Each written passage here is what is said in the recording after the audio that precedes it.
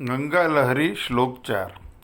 तवालम्बादम्ब स्फुरदलघुगर्वेण सहसा मया सर्वे वज्ञा सरणिमतनीता सुरगणा इदानीमौदास्यं भजसि अधिभागीरथि तदा निराधारः केशा मिह कथयः रोदिमि पुरः।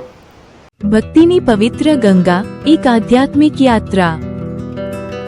એક સમયે ભક્ત પોતાના અહંકાર અને લઘુતાની ભાવનામાં ઘેરાયેલો હતો, જ્યાં તેને લાગતું હતું કે તે દેવતાઓના સમક્ષ ખૂબ નાનો છે।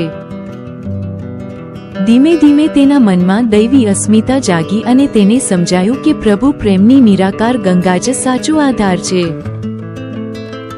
જ્યારે આત્મવિશ્વાસ વધ્યો ત્યારે તેને અન્ય દેવોના ભય અને લોભ આધારિત પૂજામાં હવે કોઈ રસ રહ્યો નહીં, પરંતુ હવે તેના મનમાં એક નવી ચિંતા જાગી કે જો પ્રભુ પ્રેમની આ યાદ ઓછી થઈ ગઈ તો તે ફરીથી નિરાધાર થઈ જશે। તે ગંગા માતાની પ્રાર્થના કરે છે કે હે માં, જો તું મારાથી ઉદાસીન થઈશ તો હું મારું દુઃખ કોની પાસે રડીશ। અંતે તેને સમજાયું કે પ્રભુ પ્રેમની નિરાકાર ગંગામાં સદાય લીન રહેવું એ જ જીવનનું શ્રેષ્ઠ કલ્યાણ અને સાચી પૂજા છે।